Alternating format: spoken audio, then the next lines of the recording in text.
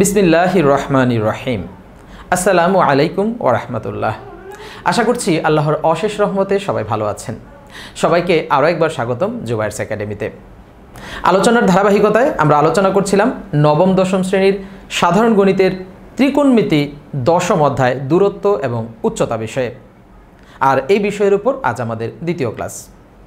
প্রথম ক্লাসে আমরা এই দূরত্ব এবং উচ্চতা বিষয়ক কিছু বেসিক আলোচনা করেছি, যেখানে আমরা উন্নতি কোণ, অবনতি কোণ সম্পর্কে জেনেছি এবং এইসবের মাধ্যমে কিভাবে দূরত্ব এবং উচ্চতা নির্ণয় করা যায় সেরকম কিছু উদাহরণ আমরা দেখেছি। আর আজ আমরা সরাসরিভাবে অনুশীলনীর কিছু অঙ্ক করব। তবে এই ক্লাসটি শুরু করার আগে অবশ্যই আপনাদেরকে এই দূরত্ব এবং উচ্চতা বিষয়ক যে বেসিক ধারণা সেটা কিন্তু স্বচ্ছ হতে হবে। যদি কারো এই বিষয়ে পরিষ্কার ধারণা না থাকে তাহলে আপনি কিন্তু অবশ্যই এই ভিডিওটি এখানেই পজ করে আমাদের এই ডেসক্রিপশন বক্স থেকে লিঙ্ক নিয়ে বেসিক আলোচনাটি আগে দেখে আসবেন, দেন আপনারা এই ক্লাসে জয়েন করবেন। তাহলে চলুন শুরু করা যাক।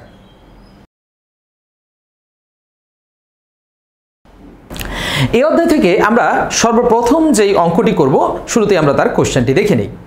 এখানে বলা হয়েছে একটি মিনারের পাদদেশ থেকে কিছু দূরে একটি স্থানে মিনারটির শীর্ষের উন্নতি কোণ 30 ডিগ্রি এবং মিনারটির উচ্চতা 26 মিটার হলে মিনার থেকে ওই স্থানটির দূরত্ব নির্ণয় করো।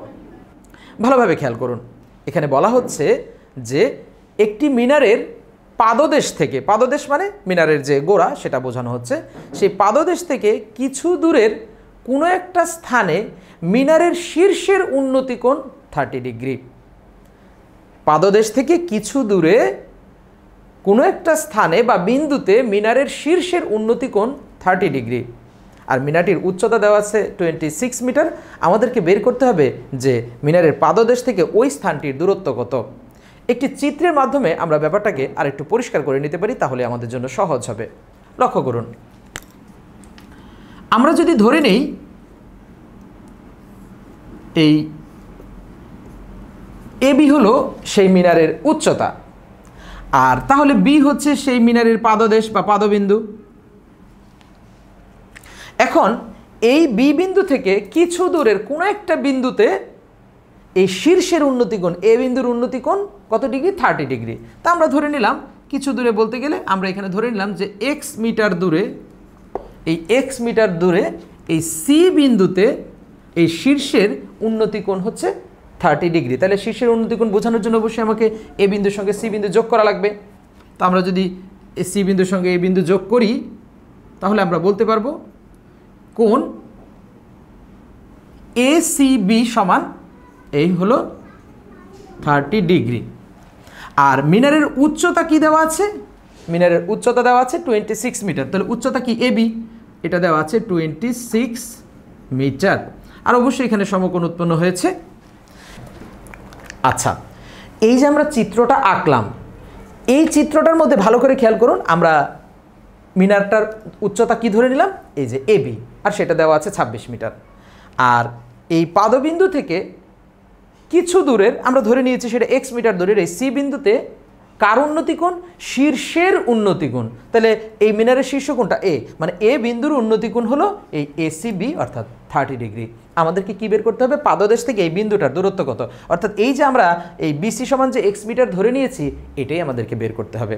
আপনারা যদি বেসিক ক্লাসটি করে থাকেন তাহলে কিন্তু ইতিমধ্যে বুঝে গিয়েছেন যে এই কাজটি আমাদের জন্য কত সহজ, কারণ এটি একটি সমকোণী ত্রিভুজ। আর এখানে এই ত্রিভুজের এই কোণটা যেহেতু আমরা জানি 30 ডিগ্রি, আমরা জানি যে কোণ নিয়ে আমরা আলোচনা করব সেই কোণের যে বিপরীত বাহু সেটা হলো লম্ব, অর্থাৎ এবি হলো লম্ব। তার মানে আমাদেরকে বের করতে হবে এই বিসি ভূমি, এই ভূমির দৈর্ঘ্য বের করতে হবে। আর লম্ব দেওয়া আছে, ভূমির দৈর্ঘ্য বের করতে হবে, কোণ একটা দেওয়া আছে। আমরা খুব সহজে বুঝে গেছি যে আমরা যদি tan 30 ডিগ্রি দিয়ে কাজ করি তাহলে সহজেই কিন্তু আমরা এই মান পেয়ে যাব। অঙ্ক কিন্তু অত্যন্ত সহজ এগুলো, শুধুমাত্র এই কোশ্চেন অনুযায়ী আমাদেরকে চিত্রটা যদি দাঁড় করাতে পারি, এই জিনিসটা যদি শিখে যাই তাহলেই চলবে।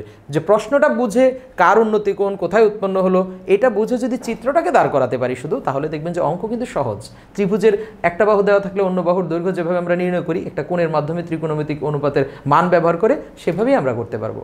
তবে আমাদেরকে যা করতে হবে, চিত্রটা মাস্ট আঁকতে হবে এবং চিত্র আঁকার ব্যাপারে কোন বিষয় খেয়াল রাখতে হবে, কোন ডিগ্রির ক্ষেত্রে কোন বাহু ছোট কোন বাহু বড়, সেটাও কিন্তু আমরা আগেই বলে দিয়েছি বেসিক ক্লাসে। তো যাই হোক, যেমন 30 ডিগ্রির বেলায় কী হবে, ভূমিটা বড় হবে লম্বের তুলনায়। আবার যদি এটা 60 ডিগ্রি হতো তাহলে লম্ব বড় হতো আর কি হতো, ভূমি ছোট হতো। আর যদি 45 ডিগ্রি হতো তাহলে দুইটাই সমান হতো।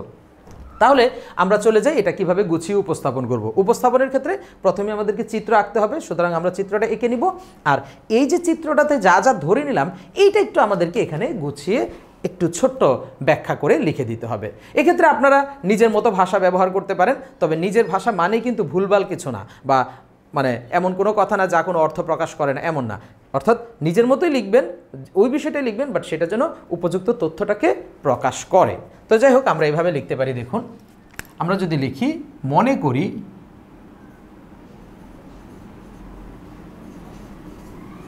করি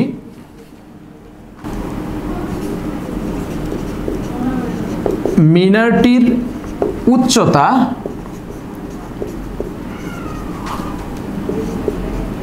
AB = 26 মিটার। তো 26 মিটার তো দেওয়াই আছে, আমরা মনে করি কেন লিখেছি, কারণ এই যে এবিটা তো ধরে নিয়েছি সেটার জন্য। আচ্ছা, আমরা এখানে দাঁড়িয়ে দিতে পারি, পাদবিন্দু বি থেকে x মিটার দূরে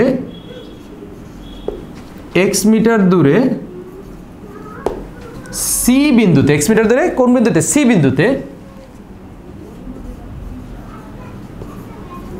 সি বিন্দুতে মিনারটির শীর্ষ এ বিন্দুর উন্নতি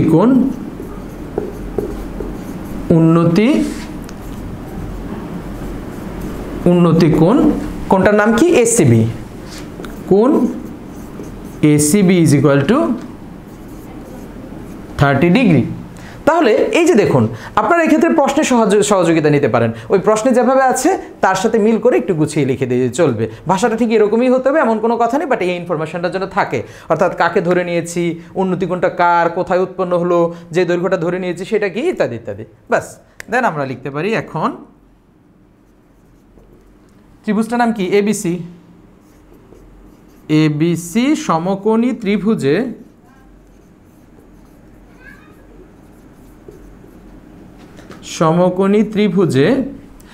আচ্ছা, এখানে সমকোণী ত্রিভুজ আমরা কিভাবে বুঝলাম? মূলত এই অধ্যায়টা এই সমকোণী ত্রিভুজের কনসেপ্টের উপরেই দাঁড়িয়ে আছে।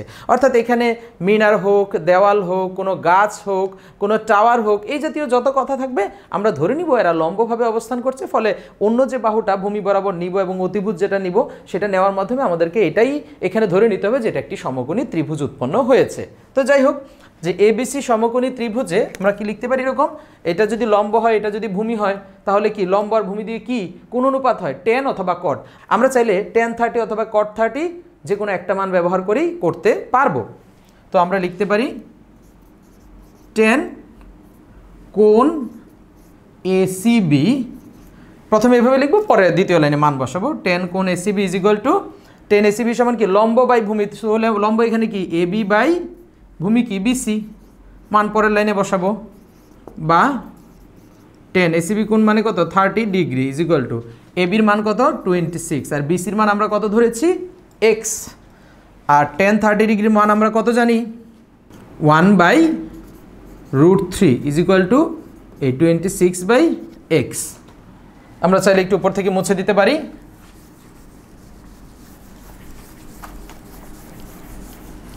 আমরা যদি এখানে আর গুণন করি কি হবে, x এর সাথে 1 গুণ করলে শুধু x = 26 এবং √3 গুণ করলে 26√3।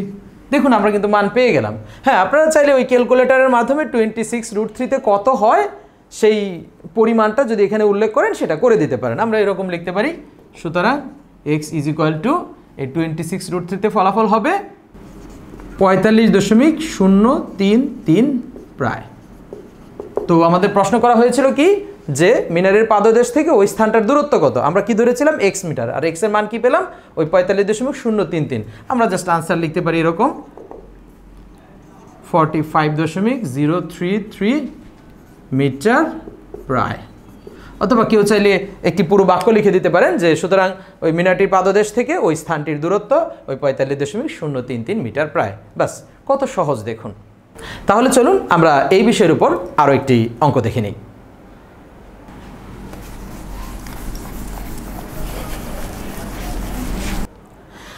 আমাদের আজকের ক্লাসের দ্বিতীয় অঙ্কটি হলো একটি গাছের পাদদেশ থেকে 20 মিটার দূরের ভূতলের কোনো বিন্দুতে গাছের চূড়ার উন্নতি কোণ 60 ডিগ্রি, গাছটির উচ্চতা নির্ণয় করো। অঙ্কটা অনেকটা প্রথম অঙ্কের মতোই, শুধু মিনারের জায়গায় একটি গাছ, আর ওইখানে মিনারের উচ্চতা দেওয়া ছিল আর এখানে গাছের উচ্চতা বের করতে হবে, আর ওইখানে নিচের বাহুটার দৈর্ঘ্য দেওয়া ছিল আর এখানে নিচের বাহুটার দৈর্ঘ্য দেওয়া আছে। কোশ্চেনটা আরেকটু খেয়াল করুন আবার, যে একটি গাছের পাদদেশ থেকে 20 মিটার দূরের ভূতলের কোনো বিন্দুতে গাছের শীর্ষের উন্নতি কোণ ওই আগের মতোই, আগে যেমন উন্নতি কোণ ছিল 30 ডিগ্রি আর এখানে শুধু বলা হয়েছে 60 ডিগ্রি। তাহলে আমরা একটু চিত্রটা এখানেই, তারপরে আমরা বাকি কাজটা করে নিচ্ছি।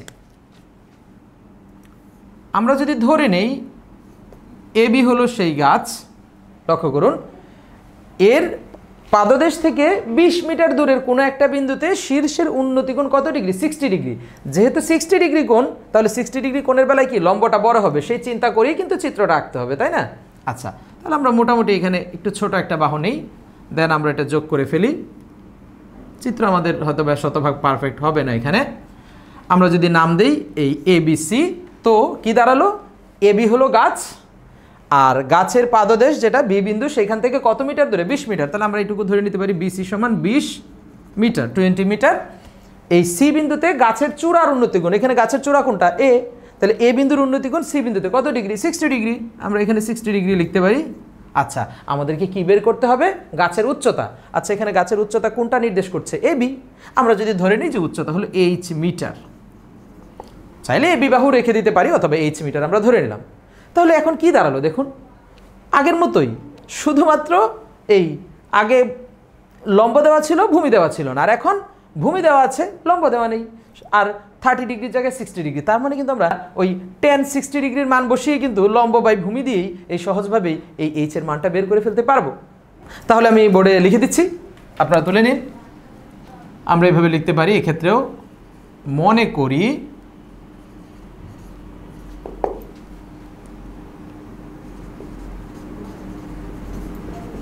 গাছটির উচ্চতা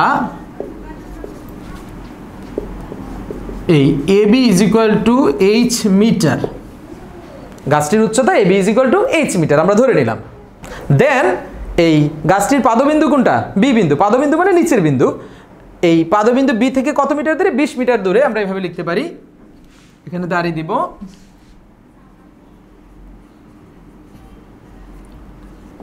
গাছটির পাদবিন্দু বি থেকে 20 মিটার দূরে সি বিন্দুতে গাছটির কি চূড়া বা শীর্ষ যা থাকবে প্রশ্নে আমরা তাই লিখব। তো এখানে আছে গাছটির চূড়ার উন্নতি কোণ, উন্নতি কোণটার নাম কি? এসিবি কোণ। কোণ ACB is equal two 60 degree. তো এই আমরা কিন্তু মোটামুটিভাবে বর্ণনা দিয়ে দিলাম। আমি আমার পরবর্তী অঙ্কগুলোতে আর এই অংশটা বারবার লিখবো না, কারণ আই হোপ আপনারা জাস্ট একটু প্রশ্নের ভাষাটাকে ব্যবহার করেই গুছিয়ে লিখতে পারবেন। আমি মূল ক্যালকুলেশনটা দেখিয়ে দেবো, তবে যদি কোনোটা জটিল থাকে ইনশাল্লাহ আমি সেটা লিখে দেবো, কেমন? আচ্ছা, তাহলে আমরা কি লিখতে পারি? সুতরাং এবিসি সমকোণী ত্রিভুজে, এবিসি সমকোণী ত্রিভুজে কি লিখবো? tan, ওই যে কোণের নাম কি? ACB. tan ACB is equal to লম্ব বাই ভূমি, অর্থাৎ এবি বাই বিসি, বা এখানে এসিবি কোণের মান কত? 60 degree. tan 60 degree is equal to A B আমরা ধরেছি এইচ, আর বিসি দেওয়া আছে 20। এখন যদি আমরা একটু উপর থেকে মুছে দিই,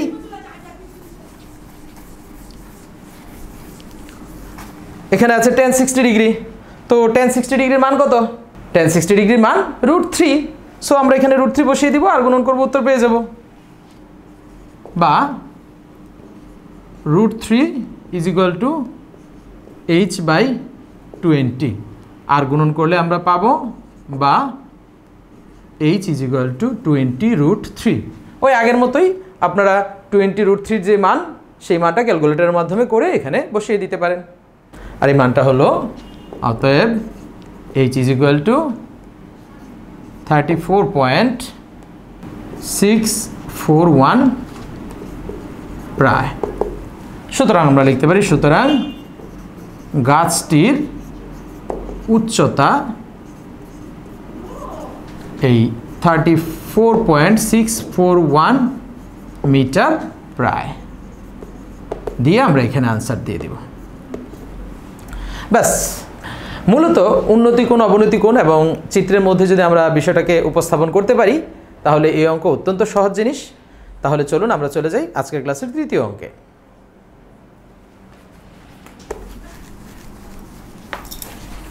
আমাদের তৃতীয় অঙ্কটি হলো 18 মিটার দৈর্ঘ্যের একটি মই ভূমির সাথে 45 ডিগ্রি কোণ করে দেওয়ালের ছাদ স্পর্শ করে, দেওয়ালটির উচ্চতা নির্ণয় করো।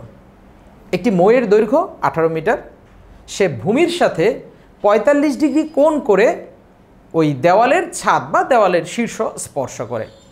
আমাদেরকে ওই দেওয়ালটির উচ্চতা নির্ণয় করতে হবে। তাহলে সরাসরি আমরা চিত্রের মধ্যেই ব্যাপারটা দেখে নেই।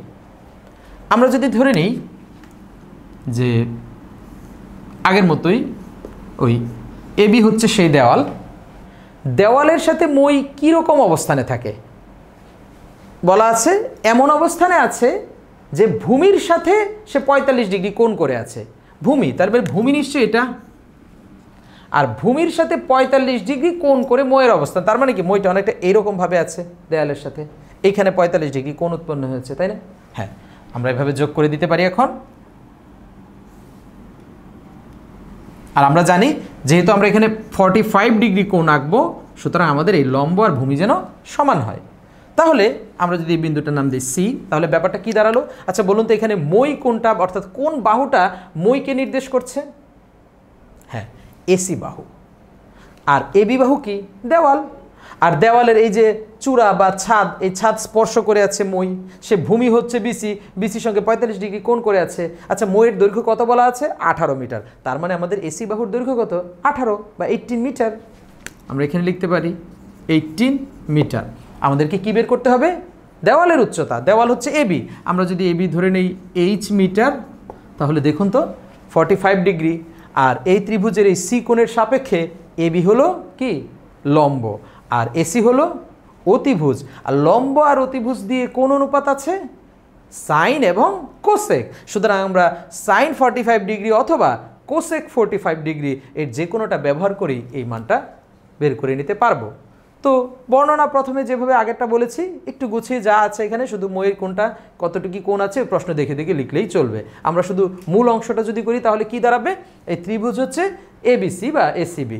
তো এখানে কি হবে যে কোণ, আমরা লিখতে পারি sine 45 degree is equal to লম্ব বাই অতিভুজ। তাহলে লম্ব এখানে এইচ আর অতিভুজ হচ্ছে 18। তো বা এই সাইন 45 ডিগ্রির মান কত? 1/√2 ইজ ইকুয়াল টু h/18। বা আমরা যদি আর গুণন করি এই √2h ইজ ইকুয়াল টু 18, দেন আমরা √2 যদি ওই পাশে নিয়ে যাই, বা h ইজ ইকুয়াল টু 18/√2। আগের দিনে বলেছিলাম এই নিচে যদি অমূলদ সংখ্যা থাকে √2, √3 এগুলো, তাহলে সেই অমূলদ সংখ্যা নিচে না দিয়ে আমাদেরকে আগে নিচে মূলদ সংখ্যা আনতে হবে, দেন আমরা ক্যালকুলেটারে কাজটা করব। কেউ হয়তো বা এখান থেকেও ক্যালকুলেটারে বের করতে পারেন, তবে ব্যাপারটা এতটা পছন্দনীয় না। তো আমরা এখানে কি করতে পারি? বা h ইজ ইকুয়াল টু, যেমন আমরা যদি এখানে মূলদ সংখ্যা আনতে চাই তাহলে √2কে আরেকটা √2 দিয়ে গুণ করব। তবে হরে যেহেতু গুণ করব আমাদেরকে লবেও গুণ করতে হবে, মানে এটা হবে 18√2 আর এখানে হয়ে যাবে শুধু 2। গুণ করে দেখাতে হবে এমন কোনো কথা নেই, কিন্তু বোঝা গেল লব আর হরে আমরা কি গুণ করলাম? √2 গুণ করলাম। দেন আমরা 2 দিয়ে যদি 18কে কাটি তাহলে কি দাঁড়াবে? h is equal two 9√2। এখন আপনারা এই 9√2 মান ক্যালকুলেটারে কত আসে সেটা লিখে দিতে পারেন। সুতরাং এই h ইজ ইকুয়াল টু 9√2 ফলাফল আসে এই 12.6 7 to 8 প্রায়। সুতরাং আমরা দেওয়ালটার উচ্চতা কত পেলাম? 12.728 মিটার প্রায়। সেভাবে আমরা আনসার দিয়ে দিব। তাহলে চলুন আমরা এবার এই উন্নতি কোণ ছেড়ে অবনতি কোণ বিষয়ক একটি উদাহরণ দেখে নিই। ওকে, আচ্ছা, আমাদের এখনকার যে প্রশ্নটি সেখানে বলা হয়েছে একটি ঘরের ছাদের কোনো বিন্দুতে ওই বিন্দু থেকে 20 মিটার দূরের ভূতলস্থ একটি বিন্দুর অবনতি কোণ 30 ডিগ্রি, ঘরটির উচ্চতা নির্ণয় করো। আবারও খেয়াল করুন, একটি ঘরের ছাদের কোনো বিন্দুতে ওই বিন্দু থেকে 20 মিটার দূরের ভূতলস্থ কোনো বিন্দুর অবনতি কোণ 30 ডিগ্রি, ঘরটির উচ্চতা নির্ণয় করো। আচ্ছা, অবনতি কোণটা কোথায় উৎপন্ন হয়েছে? ঘরের ছাদের কোনো বিন্দুতে, বা বলা যেতে পারে ঘরের ওই ছাদের শীর্ষবিন্দুতে উৎপন্ন হয়েছে। আর সেই অবনতি কোণটা কার? ওই বিন্দু থেকে 20 মিটার দূরের ভূতলের কোনো বিন্দু। আমরা যদি চিত্রের মধ্যে ব্যাপারটা দেখি তাহলে আরো স্পষ্ট হবে। মনে করুন এই হচ্ছে এবি, হচ্ছে সেই ঘর বা ঘরের উচ্চতা। তাহলে ছাদের শীর্ষবিন্দু বা ছাদের একটা বিন্দু মনে করুন এ। বলা হচ্ছে এ বিন্দু থেকে কত মিটার দূরে? 20 মিটার দূরের ভূতলের কোনো বিন্দুর অবনতি কোণ হচ্ছে 30 ডিগ্রি। আচ্ছা, এই বিন্দু থেকে 20 মিটার দূরের কোনো বিন্দু এবং সেই বিন্দুর অবনতি কোণ উৎপন্ন হবে এখানে। আর আমরা কি বলেছিলাম যে অবনতি কোণ যখন উৎপন্ন হয়, আমরা বেসিক ক্লাসে আলোচনা করেছি, যে বিন্দুতে অবনতি কোণ উৎপন্ন হবে সেই বিন্দুতে কিন্তু ভূমির সমান্তরাল একটি রেখা থাকা লাগবে, মাস্ট। এটা যদি মনে রাখেন তাহলে কনসেপ্ট ক্লিয়ার। আচ্ছা, ভূমি তো এখন আঁকিনি, তাহলে ভূমির সমান্তরাল রেখা আসবে কোথা থেকে? আচ্ছা, আগে আমরা ভূমিটা এঁকে নেই। আমরা ধরে নিচ্ছি এটা হচ্ছে ভূমি।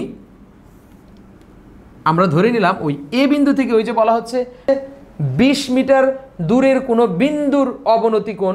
তো আমরা যদি সেই এ বিন্দু থেকে 20 মিটার দূরের বিন্দুটা যদি ধরে নেই যে এটা হলো সি বিন্দু, এই যে সি বিন্দু এখানে যদি ধরে নেই, এটা হলো এ বিন্দু থেকে এই 20 মিটার দূরের বিন্দু, এখানে যদি আমরা 20 মিটার ধরে নেই।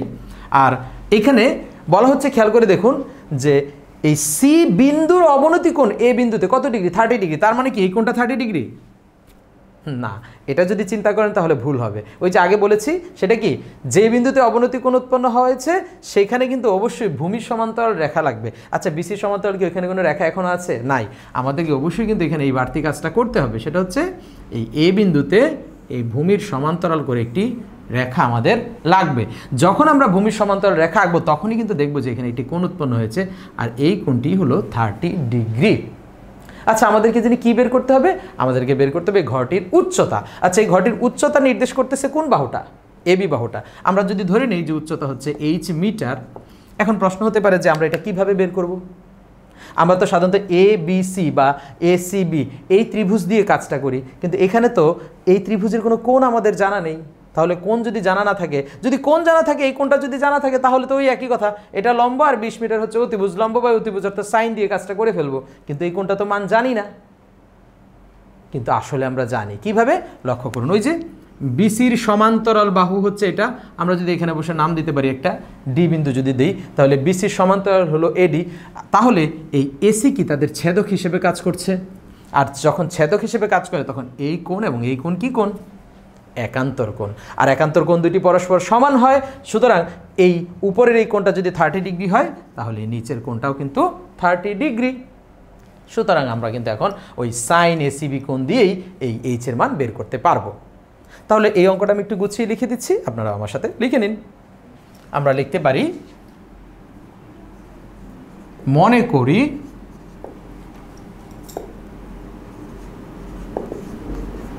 ঘরটির উচ্চতা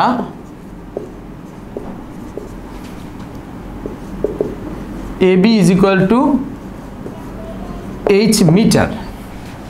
আমরা এইভাবে লিখতে পারি যে ঘরটির ছাদের এ বিন্দুতে তার থেকে 20 মিটার দূরের সি বিন্দুর অবনতি কোণ সিএডি সমান 30 ডিগ্রি। ভালো করে খেয়াল করুন, উন্নতি কোণ বা অবনতি কোণ লেখার সময় সবসময় খেয়াল করবেন কোন বিন্দুতে উৎপন্ন হয়েছে সেটা বলতে, এবং কার অবনতি কোণ বা কার উন্নতি কোণ সেটাও বলতে। তাহলে আমরা কি এভাবে লিখতে পারি যে ছাদের শীর্ষ এ বিন্দুতে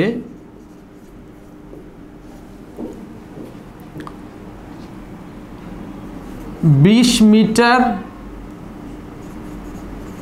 দূরের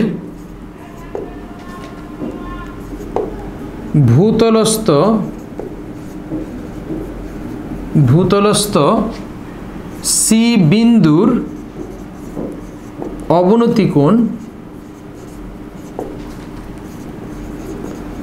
অবনতি কোণ নাম কি? সিএডি সমান কত ডিগ্রি? 30 ডিগ্রি। এখন আমরা মূলত এটা দেখাবো যে এই এসিবি সমান হচ্ছে 30 ডিগ্রি, এটা দেখাবো যে এখন আমরা কি লিখব? এখন এডি সমান্তরাল বিসি এবং এসি এদের ছেদক। ওই আমরা যেটা মুখে বললাম যে এই কোণটা কেন 30 ডিগ্রি একান্তর কোণ বলে, সেটা এখানে লিখে দিতে হবে। সুতরাং ওই কোণটার নাম কি? এই সিএডি কোণ সমান, এই কোণের সমান হবে কি? এসি বি কোণ সমান 30 ডিগ্রি। আর কারণটা কি? কারণটা আমরা শুধু এইটুকু লিখলেই চলবে, একান্তর কোণ। ব্যাস, এরপরের অঙ্ক আগের মতোই। আমরা এখন ওই এবিসি সমকোণী ত্রিভুজের মধ্যে সাইন 30 ডিগ্রি দিয়ে কাজ করে নিব। আমি উপরের দিকে মুছে নিচ্ছি। আমরা এভাবে লিখতে পারি, সুতরাং এবিসি সমকোণী ত্রিভুজে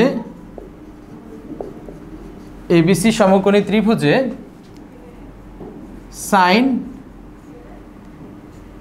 এসিবি কোণ ইজ ইকুয়াল টু, সাইন সমান কি? লম্ব বাই অতিভুজ। তো লম্ব হলো এখানে এবি আর অতিভুজ হলো এসি, বা সাইন এসিবি কোণের মান কত পেলাম আমরা? 30 ডিগ্রি ইজ ইকুয়াল টু এবির মান আমরা ধরে নিয়েছি এইচ, আর এসির মান আমরা জানি সেটা হলো 20, বা সাইন 30 মান কত? সাইন 30 মান হলো half is equal to H by 20। আর গুণন যদি করি আমরা কি পাবো? আমরা পাবো বা 2h ইজ ইকুয়াল টু 20, বা h ইজ ইকুয়াল টু 20/2। অতএব h ইজ ইকুয়াল টু 10। আর h মানে ঘরটির উচ্চতা, সুতরাং আমরা লিখতে পারি, সুতরাং এই ঘরটির উচ্চতা এই 10 মিটার।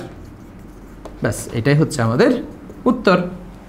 তাহলে দেখুন, যদিও বিষয়টা অবনতি কোণ, তবুও কিন্তু চিত্রটা যদি গুছিয়ে আঁকা যায় এবং চিত্রের মাধ্যমে আমরা যদি বুঝে ফেলি যে কোন বাহু দেওয়া আছে আর কোন বাহুর মান বের করতে হবে আর সেই কোণটা কার সমান, সবসময় খেয়াল করবেন যে অবনতি কোণ দেওয়া থাকলে সেটা ওই একান্তর কোণ হিসেব করে কিন্তু আমরা মূল ত্রিভুজে চলে আসতে পারবো। আর মূল ত্রিভুজে আসলে বাকি কাজ আগের মতোই হয়ে যাবে।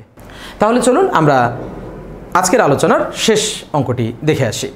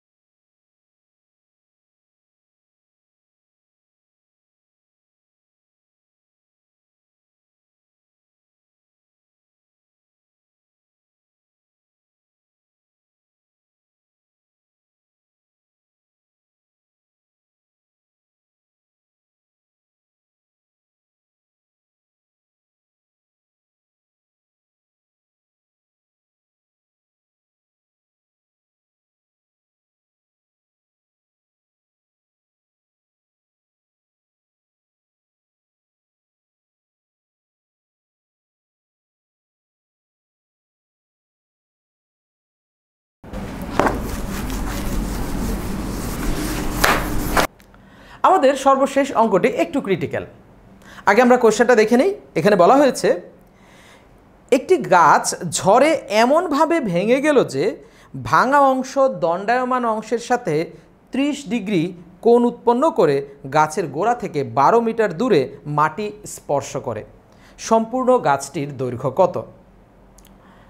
আপনারা কি কখনো ওই কালবৈশাখী ঝড়ের পরে যদি প্রাকৃতিক পরিবেশ দেখেন, অনেক সময় এমন কি দেখা যায় যে কোনো গাছ উপড়ে গেছে বা কোনো গাছ ভেঙে গেছে, আবার এমনও হয় যে গাছটি পুরোপুরি ভাঙেনি, অর্থাৎ মাঝখান থেকে ভেঙে ঝুলে গেছে।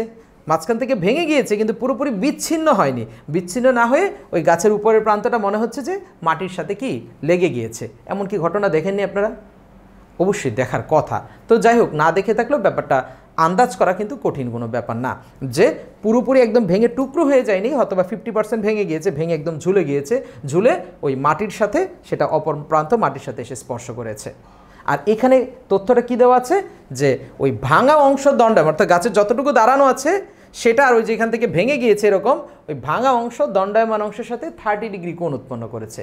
আর ওই যে নিশ্চয়ই গাছের মাথা যেহেতু ভেঙে গেছে, এটা মাটিতে লেগে আছে নিচের দিকে, সে ওই গাছের গোড়া থেকে 12 মিটার দূরে মাটি স্পর্শ করলো। আমাদেরকে এই সম্পূর্ণ গাছটার দৈর্ঘ্য কত সেটা বের করতে হবে। আর তার জন্য অবশ্যই কিন্তু আমাদেরকে আগে চিত্র আঁকতে হবে। চিত্র আঁকলেই ব্যাপারটা আমাদের কাছে পরিষ্কার হয়ে যাবে।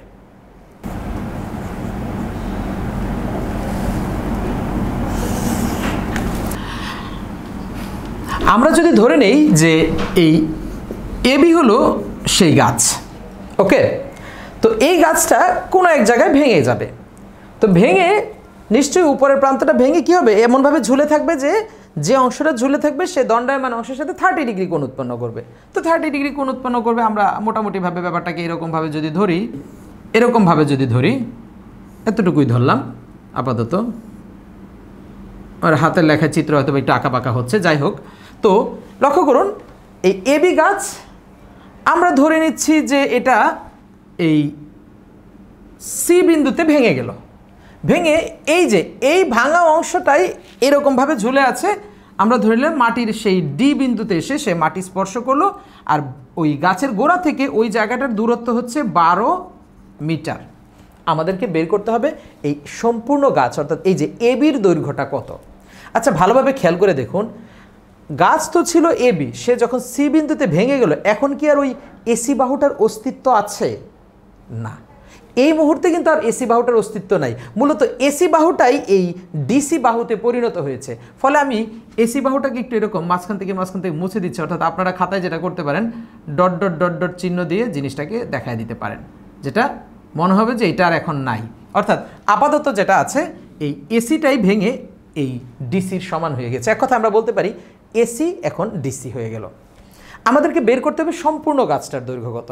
মূলত আমাদেরকে এই অঙ্কটাকে 2টা স্টেপে করতে হবে, কিন্তু অঙ্ক কিন্তু খুব সহজ। খেয়াল করুন, আমরা এইখানে পেয়েছি যে এখানে কত ডিগ্রি কোণ উৎপন্ন হয়েছে, 30 ডিগ্রি। অর্থাৎ এই বিসিডি এটা হলো 30 ডিগ্রি। আচ্ছা, এই কোণের সাপেক্ষে আগে আপনাকে লম্ব আর ভূমি ঠিক করতে হবে। অতিভুজ তো জানাই আছে, এখানে যেহেতু সমকোণ তাহলে অতিভুজ হলো ডিসি, তাহলে লম্ব কোণটা আর ভূমি কোণটা। আচ্ছা, এখানে কিন্তু একটা পরিবর্তন হয়ে যাবে। সেটা হলো যে কোণ নিয়ে আলোচনা সেই কোণের বিপরীত বাহুই সবসময় লম্ব হয়, তাই তো? আর সেই কোণের সন্নিহিত বাহু কি হয়? ভূমি হয়। তাহলে এই যে কোণ নিয়ে আলোচনা, অর্থাৎ এই বিসিডি কোণ, তাহলে এই কোণের বিপরীত বাহু কি? এই কোণের বিপরীত বাহু হলো বিডি। তার মানে বিডি কিন্তু এখন আমাদের লম্ব। ভালো করে খেয়াল করতে হবে, বিডি হলো লম্ব আর ভূমি কোণটা এই বিসি। আর অতিভুজ তো আছে এই ডিসি, সমস্যা নেই। এখন চাইলে কিন্তু দেখুন আমরা এই লম্ব বাই ভূমি দিয়ে কিন্তু অন্তত বিসির মান বের করে ফেলতে পারি। আচ্ছা, মূলত খেয়াল করে দেখুন তো, এই এবি গাছটার এখন 2টা পার্ট হয়ে গেছে, খানিকটা দণ্ডায়মান অংশ আর খানিকটা হচ্ছে ভাঙা অংশ। এই দণ্ডায়মান অংশ আর ভাঙা অংশ এই 2টা যোগ করলেই তো সম্পূর্ণ গাছের দৈর্ঘ্য পাই, তাই না? তাহলে আমরা কি 2 স্টেপে একবার বিসির মান বের করব, দেন আরেকবার আরেক স্টেপে ডিসির মান বের করব। এই বিসি আর ডিসি যদি যোগ করি তাহলেই তো সম্পূর্ণ গাছ পেয়ে যাব, কারণ ডিসি মানেই তো হচ্ছে এসি, তাই না? হ্যাঁ, এখন 2 স্টেপে কি একবার আমরা লম্ব বাই ভূমি দিয়ে কাজটা করতে পারবো, বা এই ভূমি বাই লম্ব দিয়ে কাজটা করতে পারবো। দেন আমার যখন এটা বের হয়ে যাবে, অতিভুজ বের করার জন্য আমরা লম্ব বাই অতিভুজ, ভূমি বাই অতিভুজ, অর্থাৎ যে কোনো মান, কারণ অন্য 2 বাহুর মানই যখন জানা হয়ে যাবে তখন ওইটা যে কোনো পদ্ধতিতে বের করা যাবে, করে আমরা শুধু 2টা যোগ করে দেব। তাহলে এই অঙ্কটাও কিন্তু আমি গুছিয়ে বোর্ডে তুলে দিচ্ছি, আপনারা আমার সাথে সাথে সেটা করে নিন। আমরা লিখতে পারি, মনে করি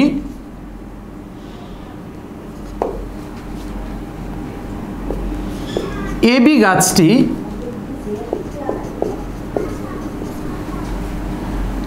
এইচ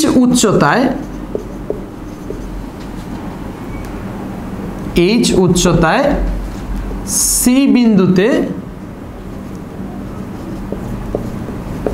ভেঙে গিয়েছে। আমরা অত্যন্ত সহজ ভাষায় লিখব ইনশাআল্লাহ, সি বিন্দুতে ভেঙে গিয়ে সম্পূর্ণ বিচ্ছিন্ন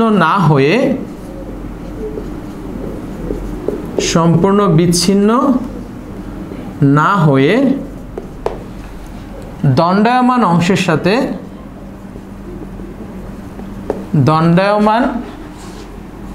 অংশের সাথে কি কোণ উৎপন্ন করলো? ওই বিসিডি কোণ সমান, কোণ বিসিডি সমান 30 ডিগ্রি কোণ উৎপন্ন করে। আচ্ছা, তাহলে এইচ উচ্চতায় ভেঙে গিয়েছে, তার মানে কি আমাদের বিসি সমান এইচ, তাহলে এইটা ধরে নিতে পারি এইচ মিটার। আচ্ছা, এইচ উচ্চতায়, বা আমরা এখানে লিখতে পারি এইচ মিটার উচ্চতায়, আমরা একটু একক দিতে হবে আমাদেরকে এখানে, এইচ মিটার উচ্চতায় লিখবো আমরা, এইচ মিটার উচ্চতায়। এইচ মিটার উচ্চতায় সি বিন্দুতে ভেঙে গিয়ে সম্পূর্ণ বিচ্ছিন্ন না হয়ে দণ্ডায়মান অংশের সাথে, এখানেও লাগবে সাথে, দণ্ডায়মান অংশের সাথে বিসিডি কোণ সমান 30 ডিগ্রি কোণ উৎপন্ন করে। আচ্ছা, এখন এই যে ভাঙা অংশ, এই ভাঙা অংশটা কি এসি, আমরা এটার একটা দৈর্ঘ্য ধরে নিতে পারি না, এক্স। তাহলে এক্স যদি এসি হয়, এক্স তো ডিসিও হবে, তাই না, এক্স মিটার। তাহলে কি আমরা লিখতে পারি, ধরি এই ভাঙা অংশের দৈর্ঘ্য,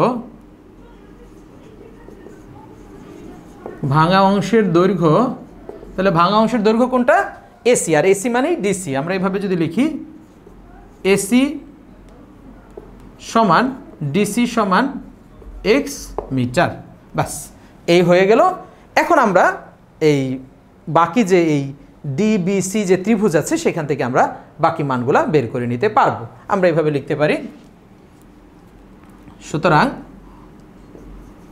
বিডি সমান 12 মিটার, কারণ ওটা বলাই ছিল যে 12 মিটার দূরে মাটিতে স্পর্শ করে। দেন আমরা লিখব এখন বিসিডি সমকোণী ত্রিভুজে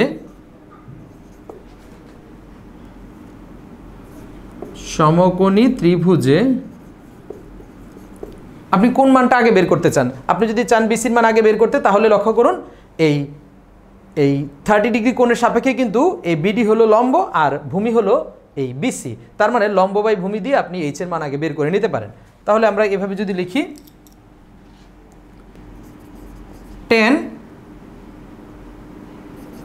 30 ডিগ্রি ইজ ইকুয়াল টু লম্ব বাই ভূমি, তাহলে লম্ব এখানে কোনটা, বিডি, বিডি বাই ভূমি কোনটা, বিসি, বা আর tan 30 ডিগ্রির মান আমরা ইতিমধ্যে ব্যবহার করেছি, সেই মানটা হলো 1/√3 ইজ ইকুয়াল টু বিডির মান কত আমরা জানি 12 বাই বিসির মান এইচ।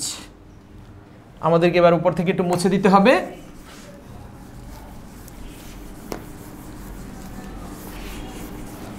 আমরা লিখতে পারি বা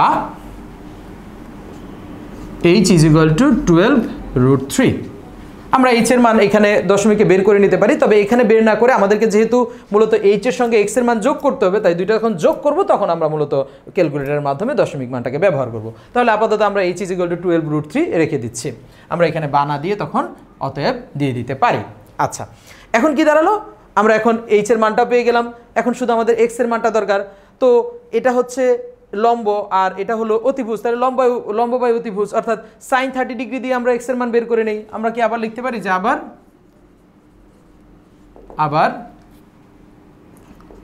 এই sin 30 degree is equal two, আপনারা এখানে 30 ডিগ্রি না দিয়ে প্রয়োজনে ওই ডিসিবি কোণও লিখতে পারেন, আমি এখানে একটু শর্টকাট করছি। sin 30 degree is equal two, তো sin সমান কি লম্ব বাই অতিভুজ, তো লম্ব হচ্ছে বিডি আর অতিভুজ হলো কি ডিসি,